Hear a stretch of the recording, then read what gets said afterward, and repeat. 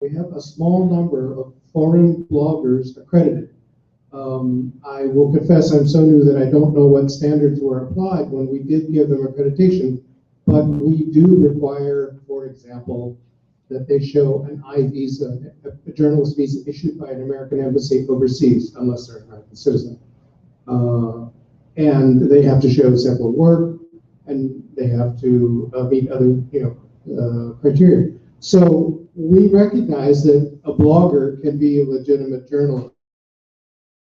The standards may not be quite as high, but I can tell you that some organizations that pass as legitimate journalism don't necessarily either have terribly high standards. So I'm not convinced maybe that yet a person whose exclusive output would be on Twitter could qualify as a journalist. Maybe that's coming. I don't see it yet, but blogs, yes, I think so. Lindsay, let me take you back 100 years ago. Were there people who were washing up at the embassies or the consulates in France saying, hey, I'm here to be a journalist? Yes. Excellent.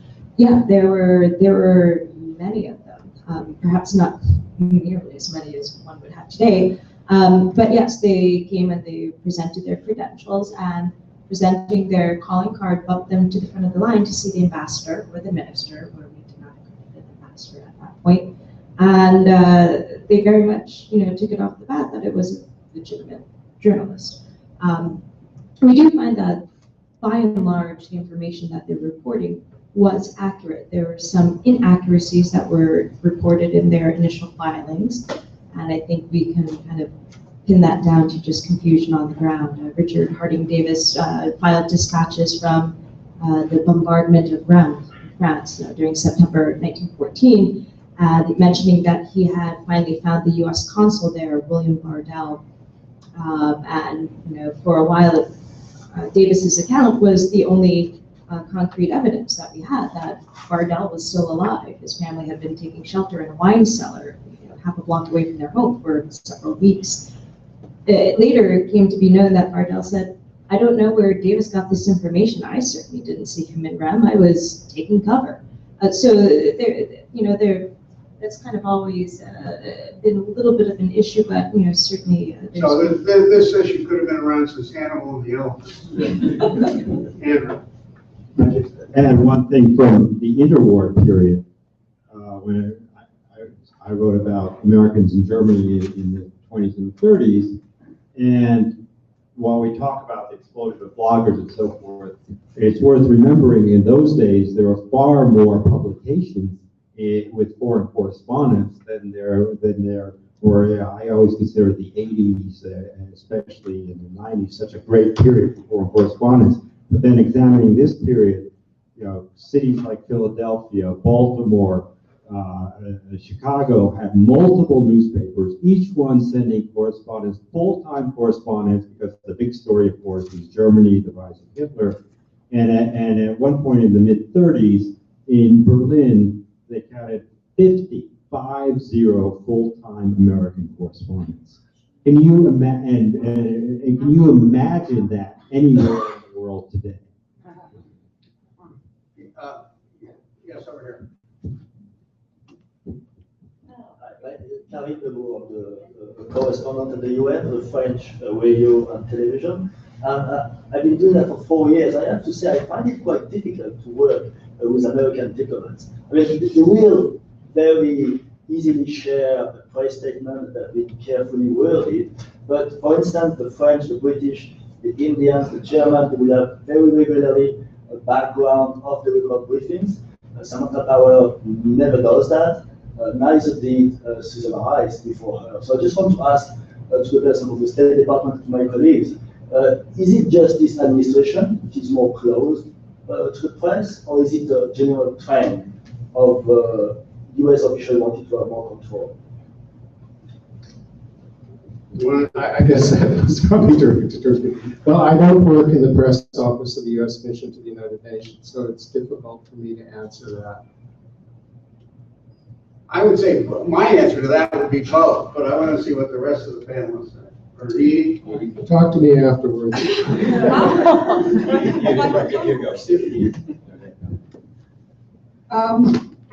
My sense, having been at the UN for part of the Clinton administration, Bush, and Obama, is that the current administration is the most controlling in terms of the media and media access. And I think this extends not only to the United Nations, but also to Washington, where I know that a lot of our colleagues also face great frustrations. I think that President Obama came to office promising transparency and openness, and I think a lot of journalists, both at the United Nations and in Washington, are still waiting to see it. You're just saying that because the administration thought it was okay to have somebody pose as an AP reporter in a child abuse investigation. Go ahead. Sorry, I disagree. The previous administration had a spokesman at the UN who lied so much that I wouldn't print the and and the but without checking with the British and the French. The deputies were okay. But when was the last time we really relied on a US spokesman for anything? I see 4 people here from the UN. I think it was Jamie Rubin under Madeline was the last person that one spoke to. You try to get around it and have diplomats, like for example, there was a little reception at my house on Sunday for a retiring diplomat. We were there. The diplomat made the list of guests. My house was just used for my apartment. There were several journalists there, and of course, other people from think tanks and whatnot, but not one person from the press department. I thought, and I wasn't going to invite them, the diplomat would have to. Anyway. Well, the one thing I'd like to add about the United Nations, as my colleagues here know very well, there are 193 UN member states. There are 15 members of the Security Council, and aside from the United States, there are 4 other veto-wielding permanent members of the Security Council. So there are a lot of other ways to go and get information. Right. Anybody else? Jackie? Oh, wait, well, let me get this lady back here. Then we'll get you. Hi, yeah, thank you all for your contributions.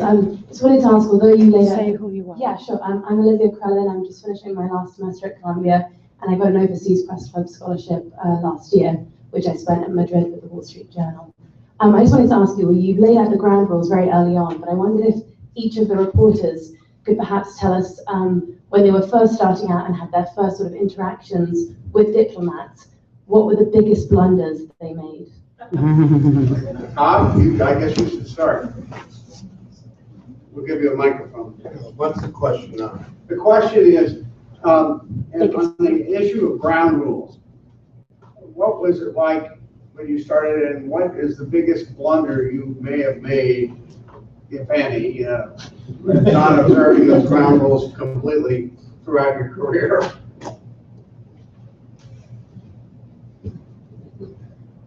Well, Hold the mic up. yeah. I'm sure that over the course of the years that I have made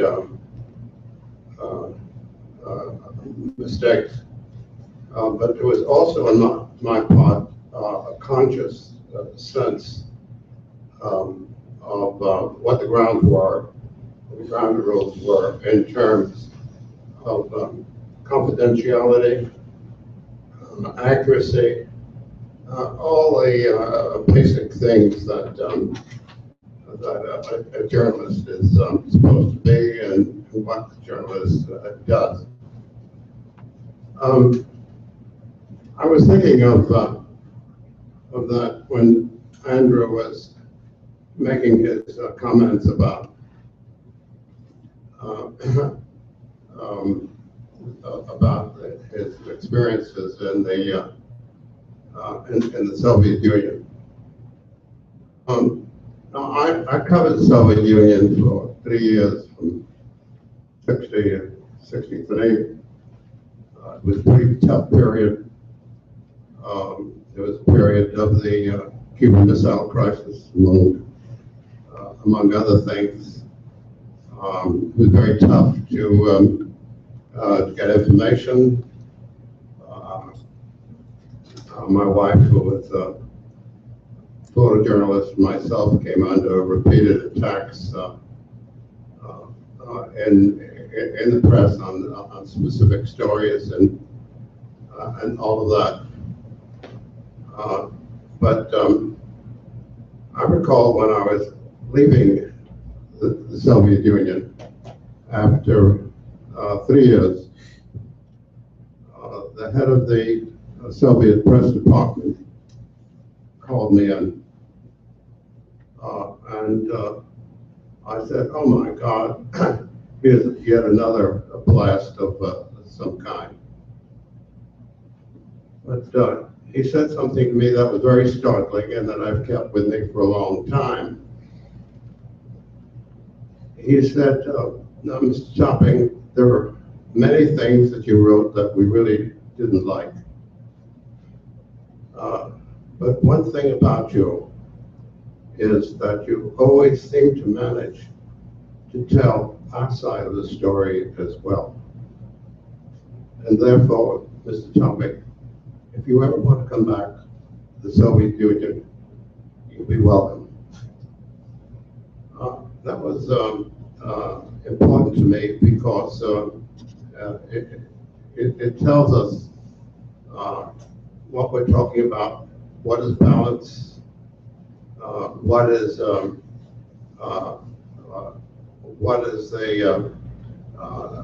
duty of the reporter to tell every side of the story, not necessarily in any kind of artificial balance, but to make sure that you give your readers, your listeners, your viewers, you give them the story in full. If not in one day's reporting, at least over a week, over a month, that the entire story is told. And for me, that is possibly the most important ground rule. Edie? I'd just like to say that that's a great testament and a tribute to Seymour Topping's ability and credibility as a journalist. I remember at the United Nations, a senior U.S. diplomat gave a background briefing that I was not invited to. I got a tape of the briefing, and I wrote about it using his name. Evelyn did as well. And we were not the flavor of the month, so to speak, for quite a while with the U.S. mission to the United Nations. Andrew? Well, I just echo what Seymour Topping said about observing basic ground rules. I always felt it's clear you're going in for a conversation with a diplomat and they say, okay, this is not for attribution to a U.S. diplomat, only to diplomatic sources or whatever it is. Fine. If you do it, it's clear, established from the beginning, as Dale says, you observed it. One of the pitfalls I found is if you became sort of friendly with people or in talking to people, you also have to realize they are reporting back on you because you're sometimes getting to people who they may not, the embassy might not necessarily get to, and a question of how far you want to go with that. And I think I generally try to be very careful about that, but I remember always very vividly in Vienna in the 80s when there was the whole Kurt Waldheim affair, and there was a very tense period talking to the charge d'affaires at the U.S. Embassy. And during the course of the conversation, I mentioned several prominent Austrian figures I talked to and said, but this guy says this about this, and this guy says the other thing about this. And the charge d'affaires stopped and said, you realize that in the course of this conversation, you've told me several things that I've not heard before from these people. And I said, well, in fact, this is all things they told me on the record. I'm writing about it, so I don't feel I have to be secretive about it. This is already, in my mind, this is on the record. Well, that charge d'affaires who made me feel sort of vaguely guilty at that point, his name was Felix Bloch. Some of you may remember Felix Bloch. And Felix Bloch then was recalled and turned out he'd been spying for the KGB. So it was interesting where this was going. I mean, he was nailed. I don't think he was ever completely convicted, but the evidence was pretty overwhelming that he was working for the KGB. That's a great story, but I'm going to let Dale. I just wanted to respond briefly to Evelyn that I'm distressed to hear your reports of your experiences with some spokesmen. I can tell you that in my experience, I don't know any cases like that. And I've served in several countries, of course. I haven't been everywhere and heard everything that was said. But I just hope those were, tiny exceptions to our track record, those of us who are career officers in the public diplomacy field. And I actually did want to ask, although maybe I'll just pose it rhetorically because I know others are waiting to ask questions, but I really am curious about Edie's decision, and your decision as well, Evan, to publish something that was presented on background, and this could be done. Interviews are given and transcripts are published with senior official number 1 and senior official number 2. It's easy to find out who said that. Why would you want to violate the ground rules? Even if you were a second party recipient to that, you are a professional journalist, and those ground rules are to be respected. And why would you not have thought there would be consequences? You must have thought there would be. We weren't invited. That's the bottom line. If you're doing a background briefing and you're not inviting the 2 major news agencies, I'm sorry, we're not bound by the ground rules. That's the bottom line. Well, I challenge that notion they're not bound by the ground rules, but I understand your anger. Well, they weren't their ground rules because They weren't our ground rules because we weren't invited. Ground rules apply to the people who attend. Jackie, I'm going to we can go on with this. You guys, Top, you want to say one more thing? Yeah. Everybody's been extremely generous Yeah. with their time, so you would say something. Jackie Simone's going to get the last question. No, I'm going to skip it. Okay. In terms of time. Go ahead, Top. Among the ground rules, of course, the important thing, make sure that you're not being used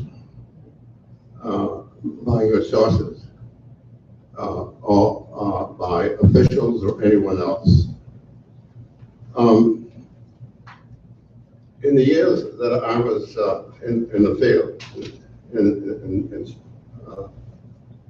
more than half a dozen countries, when I wanted a certain amount of information that I felt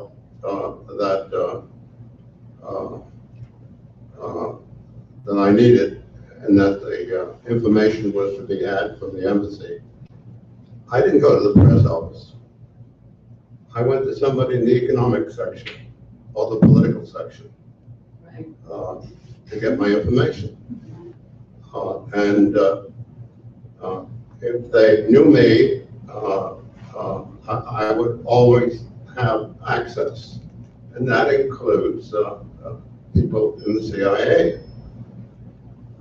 Now, when you talk to people, you have to recognize what their interests are.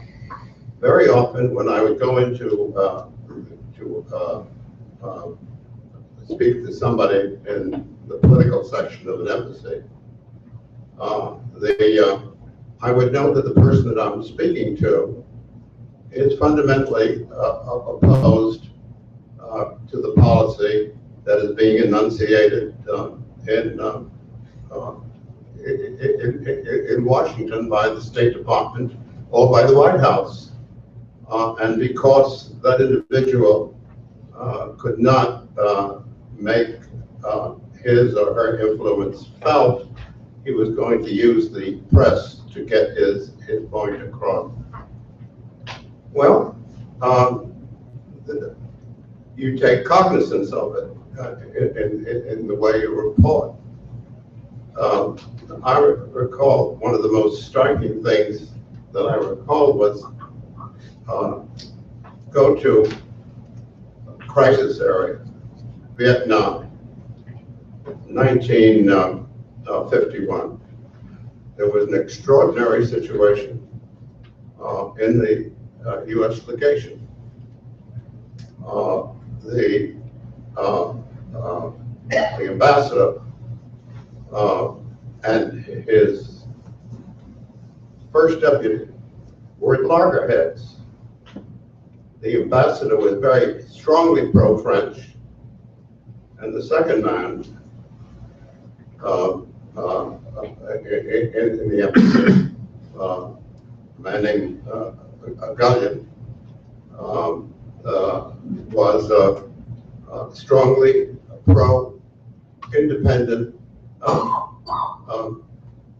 Vietnamese.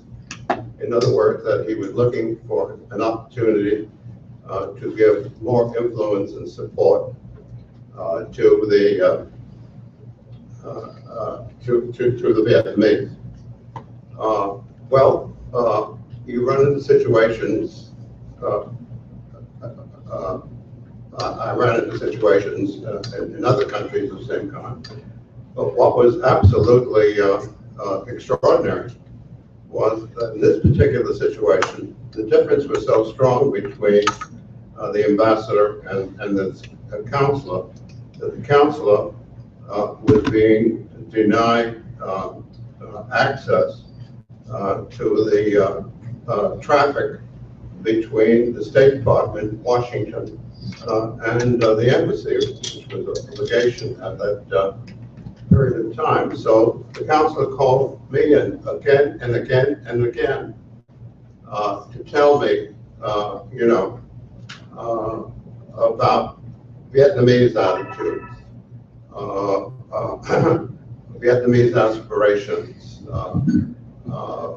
the wrongdoing of Delattre, who was in charge at that time of the French operation.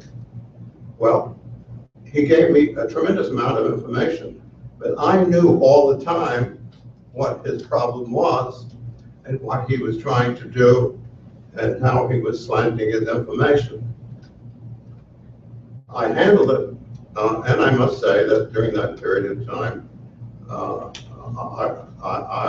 was able to get more than one scoop. So it becomes a question of knowing your technique as a journalist, from the point of view of the public, the assurance that the people that are giving you the news are quality people. Unless anybody on the panel wants to, Andrew wants to. Okay, I know. Real quick, we're gonna wrap it up. It's 8:30, okay, Edie, just cut me off. Okay, I got no opinion. No. All right, the other thing is, just to the point about press officers. First of all, I think, when you know particular people who have an expertise, of course, you want to be able to go to them. And I think it was looser in a long time when many of us were reporting that you could go both to the press officer for certain things and go directly to certain people. That's certainly changed, and the press officer has often been now, and even in Washington, not just in embassies, I find people who, even on routine background matters, if the press officer isn't there, they won't talk to you officially, which is a problem. Yeah. But I have no problem. My father was a press officer for several years in embassies overseas. I think they have a very important role to play, but I think they've been placed in a more difficult situation these days throughout in diplomacy and throughout federal bureaucracies.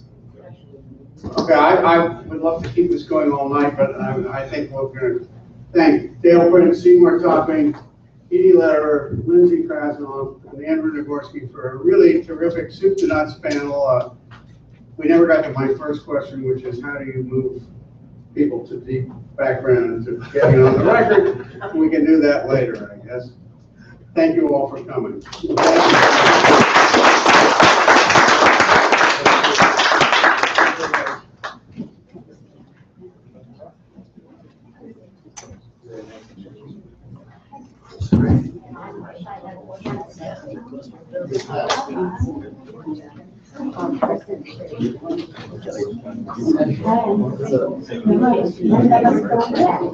That direction. Yeah. I don't know if I think the head is really going on.